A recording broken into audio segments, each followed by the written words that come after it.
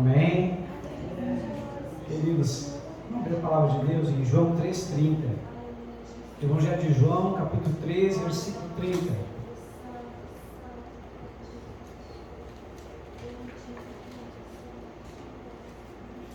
João 3,30.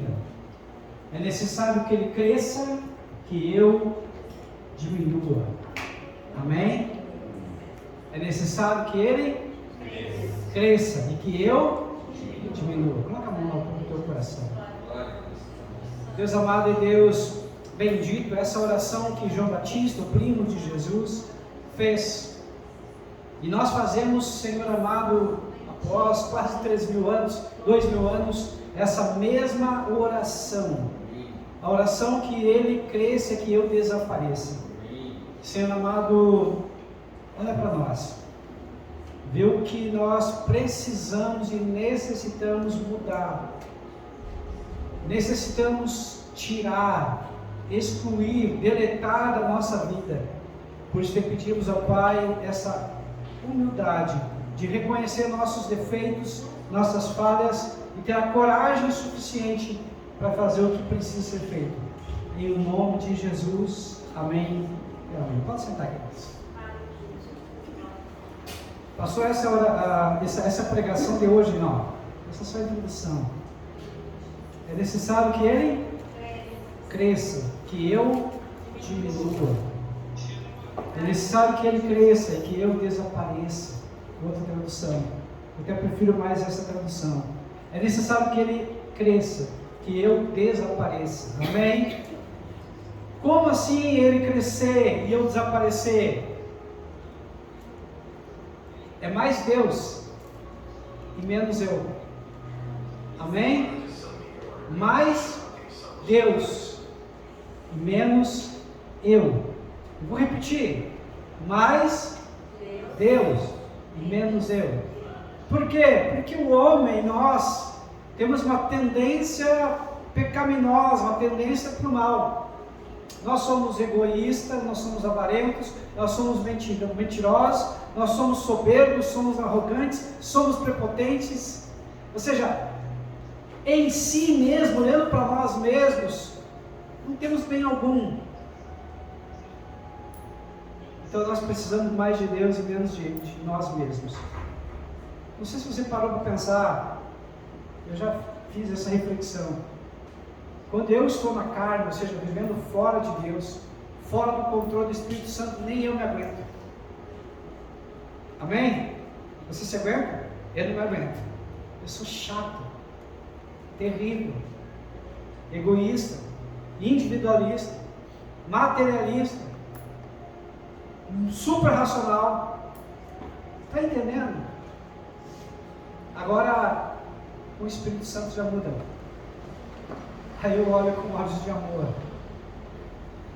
O Espírito Santo, eu olho e vejo Deus nas pessoas. Sendo guiado e dirigido pelo Espírito Santo, eu não olho os defeitos, mas eu olho e foco nas qualidades. Eu não olho o presente, eu olho o futuro. Ou seja, não como a pessoa está, mas como a pessoa vai ficar depois de mudada e transformada, e alguns ainda transbordando na presença de Deus. Ou seja, não é ser utópico, no sentido de olhar para as pessoas ou para si mesmo e achar que de uma forma milagrosa as coisas vão acontecer. Não, mas é crer efetivamente no poder de Deus, pois a palavra de Deus diz: agindo eu, quem impedirá? Amém? Deus tem todo o poder. Todo o poder dos céus e na terra. Ele pode qualquer coisa. Ou seja, quando eu conheço a Deus, e esse conhecer é me relacionar, me conectar profundamente com Ele, é ter a mente de Cristo. Esse conhecer a Deus é deixar, é experimentar Deus todos os dias, e aos poucos eu vou tendo mais de Deus e menos de mim mesmo na minha vida. Ou seja, todo dia eu permito que o Espírito Santo faça uma obra especial em alguma área que precisa ser realizada. Todo dia eu peço para o Espírito Santo me olhar para dentro de mim mesmo, ou seja, tiro a câmera externa e coloco para mim mesmo, e pergunto para mim mesmo e para Deus, e peço, Senhor, onde que eu preciso concentrar os meus esforços, a minha atenção e a mudança necessária para o dia de hoje? Que hábitos, que sentimentos, que reações não são compatíveis com o meu estado novo agora, de nova criatura, nova criação, de cristão verdadeiro? Eu começo a olhar, eu começo a ver coisas, atitudes, comportamentos que não são condizentes, não são coerentes com o que eu digo que sou cristão. Então é aí que eu concentro o meu esforço, e eu procuro fazer a minha parte. Mas pastor, nem sempre tu vai mudar, com certeza, nem sempre eu consigo. Pois a Bíblia diz que o bem que eu quero eu não faço, e o mal que abomino acabo fazendo. Quem me livrará desse peso dessa morte, desse corpo dessa morte? Então tem coisas que nós não conseguimos sozinhos. E como é que nós conseguimos mudar se a gente não consegue humanamente sozinho? Essa é a oração de João 3,30. Mais de Deus e menos de mim. Mais de Deus e menos de eu.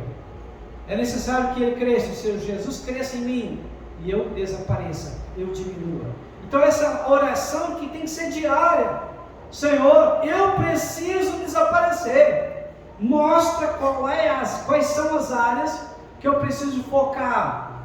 Mas a grande questão não é você somente entender qual área você necessita mudar, porque essa aí é a parte talvez mais fácil, saber o que, ou qual área. O grande problema e o grande desafio é como mudar.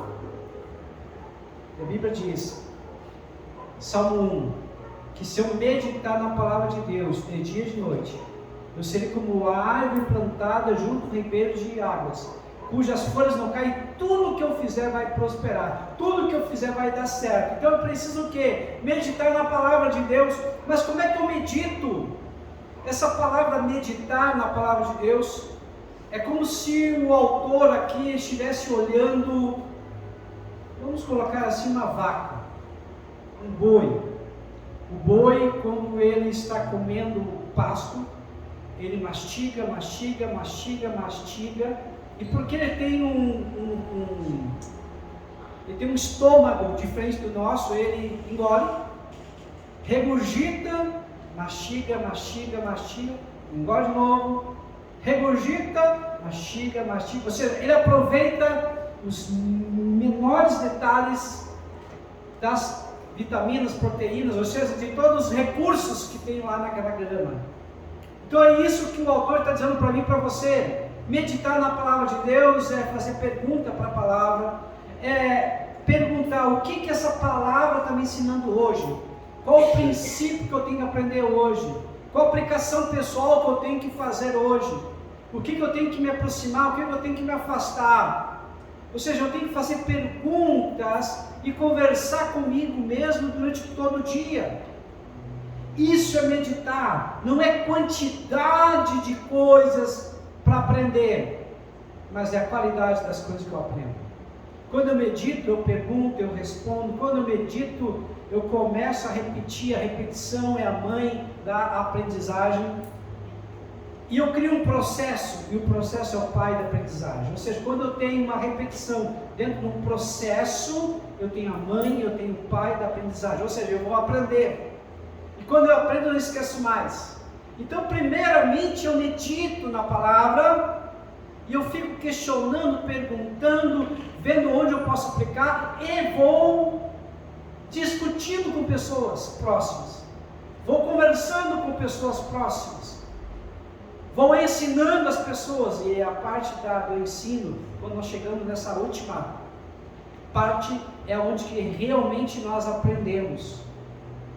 Então, para aprender, nós precisamos criar um hábito, e o hábito não é criado em 21 dias, como algumas pessoas falam, talvez nem em 66, porque alguns hábitos levam muito mais, mas então coloca em 90 dias, pelo menos, executando um hábito, para você mudar.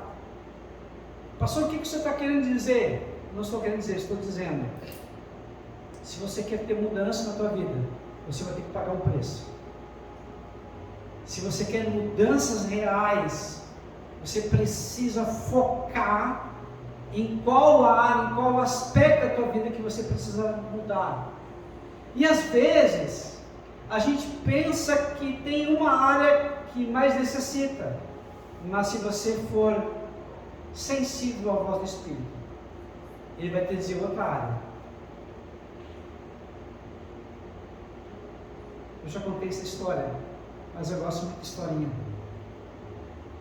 Uma certa feita, uma mãe estava orando muito pelo seu filho, e seu filho jovem acabou se envolvendo com dependentes químicos e virou agora drogado, dependente de drogas. E agora ele saía, não tinha hora para voltar. Agora ele começou a roubar as coisas dentro de casa. Agora ele chegou a levantar a voz, quase bateu na sua mãe. Levantou a mão para bater na sua mãe. Por algum momento veio uma sobriedade e ele não bateu. O filho agora ela estava irreconhecível. E a mãe desesperada, mas a mãe acreditava em Deus. E a mãe começou a orar pelo filho, a mãe começou a orar, começou a jejuar, começou a pedir, fez voto com Deus. Mas um dia o Espírito Santo falou para ela: minha filha, não ora mais pelo teu filho. Ela ouviu aquela voz e disse: só pode ser a voz do diabo, não pode ser a voz de Deus. Como Deus vai dizer para eu não orar mais pelo meu filho, se o meu filho precisa da minha oração? E aquela voz voltou e repetiu: ora pelo vizinho do lado. Mas Deus, esse vizinho do lado é o capeta em forma humana. Eu quero ver longe, eu não quero saber do vizinho do lado. E aquela voz falou: ora pelo vizinho do lado. E ela entendeu que era Deus falando e disse: Senhor, eu vou obedecer. Começou a orar pelo vizinho do lado. Deus tocou e alcançou o vizinho do lado.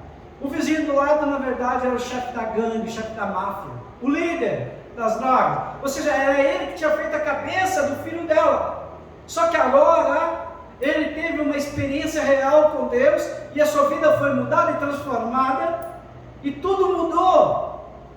E daqui a um pouco agora o seu filho começou a mudar. Começou a mudar. E o filho disse: mãe, me leva para a igreja. Eu quero conhecer esse Jesus que tanto fala. E quando o filho foi para a igreja, teve um encontro pessoal com Jesus. E a sua vida teve um impacto, uma mudança real. Então Deus, Ele não usa da nossa lógica. Deus não usa do nosso raciocínio.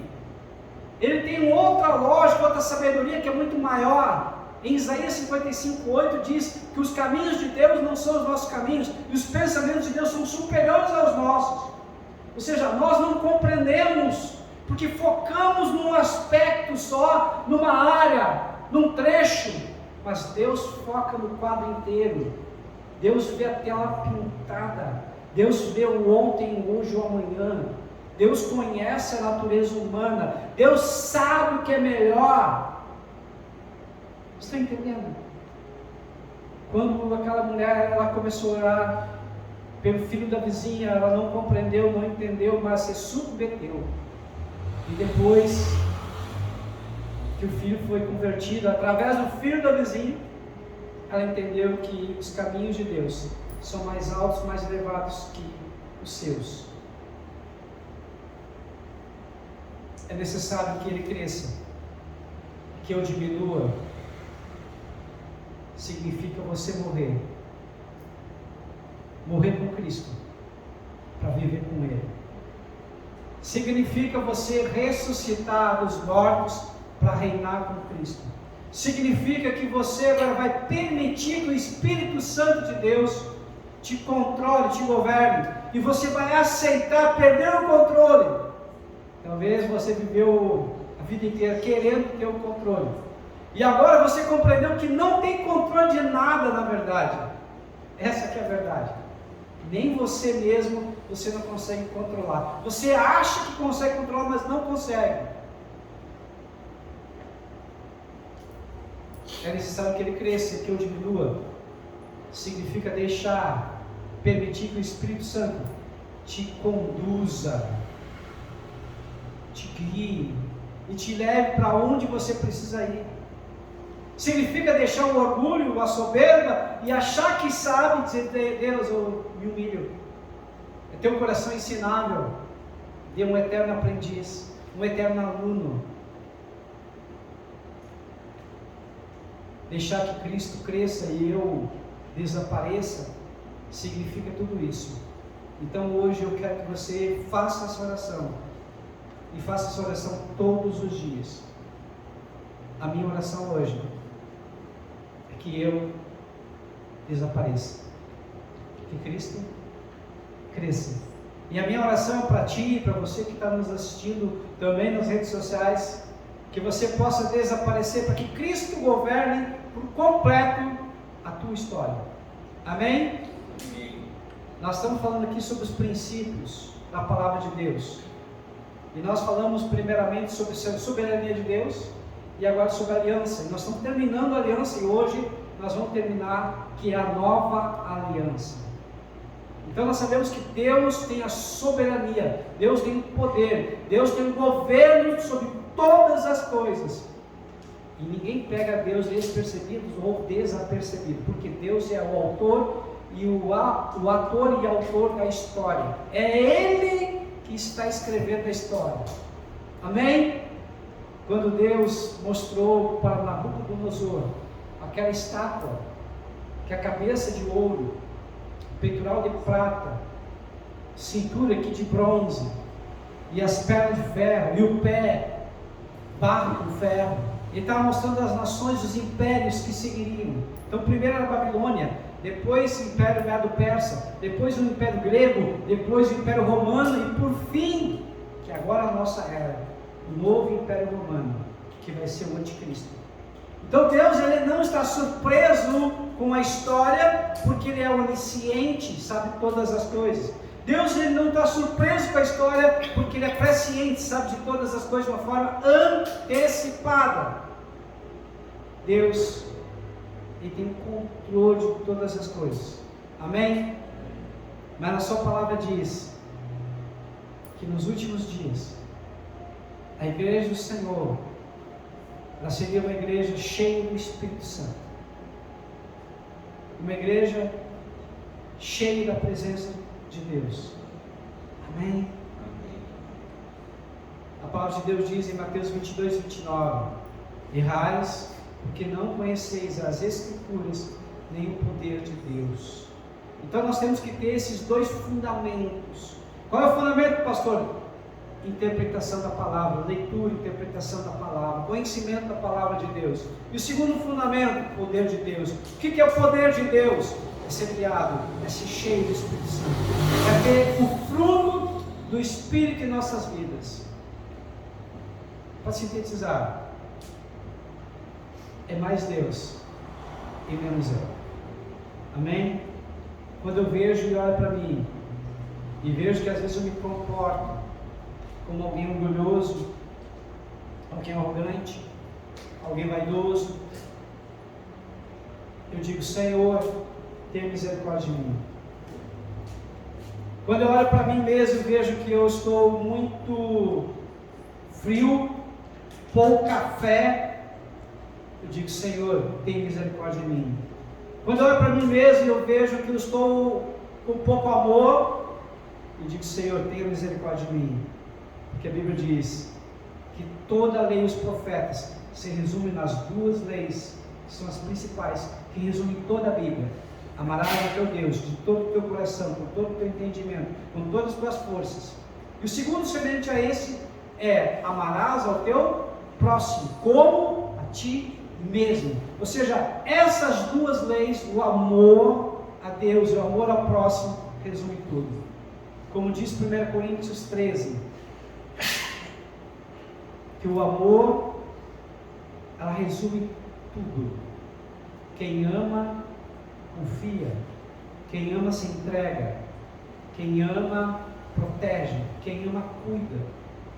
Em 1 Coríntios 13, 13 diz: tudo vai passar, Mas a fé, a esperança e o amor não passarão, sendo que o amor é o maior de todos os dons. Por que que o amor é o maior de todos os dons? 1 João 4,8, parte B. Porque Deus é amor.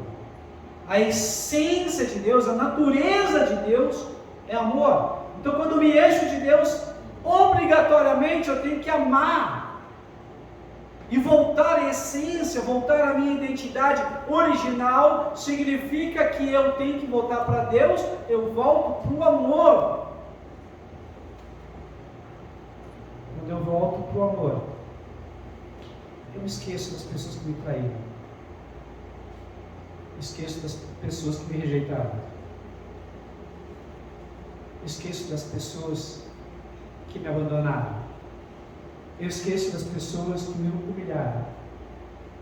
Estão entendendo? A única forma de eu ficar livre, completamente livre, é estando em Cristo e Cristo estando em mim. A única forma de eu ser verdadeiramente livre e ser perdoado é eu viver em Cristo.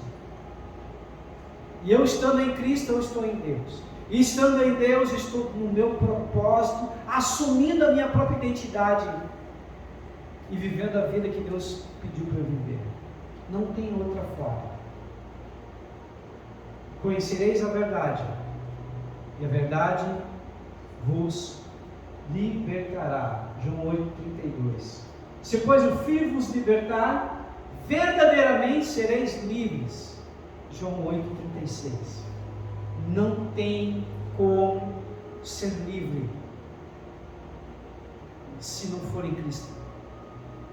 Amém? A verdadeira liberdade só é possível em Cristo, com Cristo. Por isso que eu preciso deixar Cristo crescer em mim, para eu viver a verdadeira vida, para eu ser livre verdadeiramente.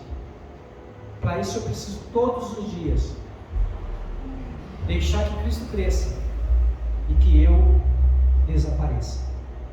Amém?